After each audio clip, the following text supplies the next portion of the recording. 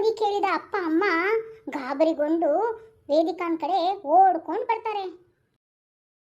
ರೀ ರೀ ಹೇಳ್ರಿ, ವೇದ ಚಿರಧ್ವನಿ ಕೇಳಿಸೋದಲ್ರಿ, ಎದ್ದು ಹೇಳ್ರಿ. ಹಾ ಹೌದಲ್ಲಿ, ನಡಿ ನಡಿ ನೋಡೋಣ.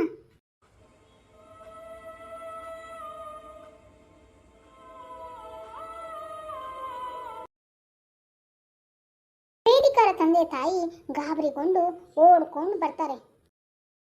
ವೇದ ಅಡಿಗೆ ಮನೆಯಲ್ಲಿ ಕುಂತಿರುವ ಸ್ಥಿತಿಯನ್ನು ನೋಡಿ ವೇದಾಳ ತಂದೆ ತಾಯಿ ಗಾಬರಿಗೊಂಡು ನೋಡ್ತಾರೆ.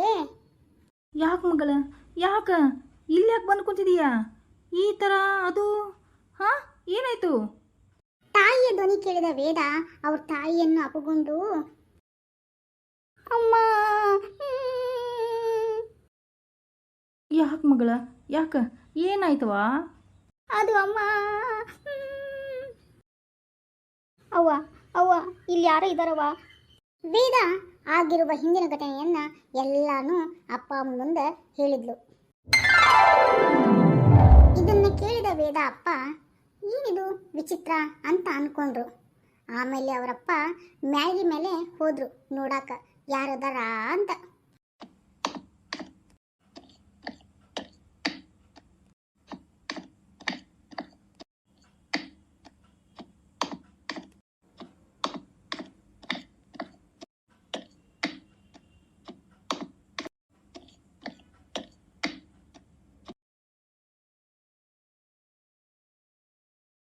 ಮ್ಯಾಳ್ಗಿ ಮೇಲೆ ಹೋಗಿ ಬಂದ ವೇದಾರ ಅಪ್ಪ ನೋಡಿದ್ರೆ ಅಲ್ಲೇನೂ ಇರಲಿಲ್ಲ.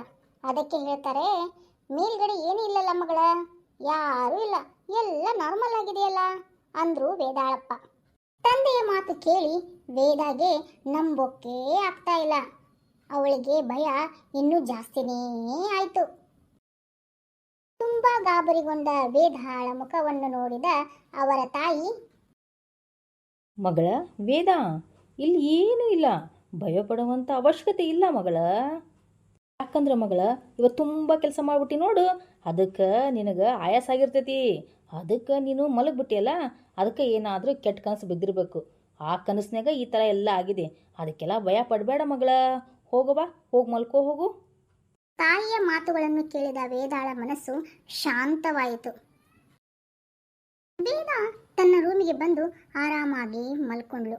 ಅವತ್ತಿನ ರಾತ್ರಿ ಹೇಗೋ ಕಳೆದು ಹೋಯಿತು.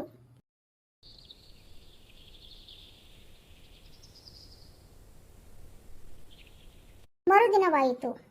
ಅಶೋಕ್ ಆಫೀಸ್ಗೆ ಹೋಗಿದ್ರು. ವೇದಾಳು ಕೂಡ ಕೆಲಸಕ್ಕೆ ಸಂಬಂಧಪಟ್ಟಂತೆ ಹೊರಗಡೆ ಹೋಗಿದ್ಲು. ಮನೆಯಲ್ಲಿ ಒಬ್ಬಳೇ ಇದ್ಲು ಲಲಿತಾ.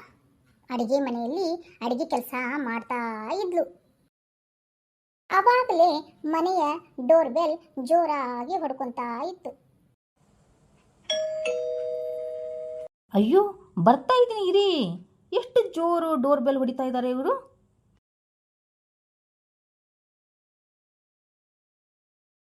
ಈ ಊರಲ್ಲಿ ನಮ್ಗೆ ಯಾರು ಪರಿಚಯನೂ ಇಲ್ಲ.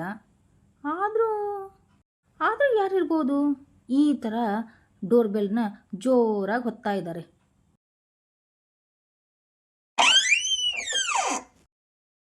ಲಲಿತಾ ಬಂದು ಬಾಗಿಲು ತೆರೆದ್ಲು. ನೋಡ್ತಾಳೆ. ನೋಡಿ ಮುಂದಿನ ಎಪಿಸೋಡಲ್ಲಿ. ಮಿಸ್ ಮಾಡಬೇಡಿ ಪ್ಲೀಸ್.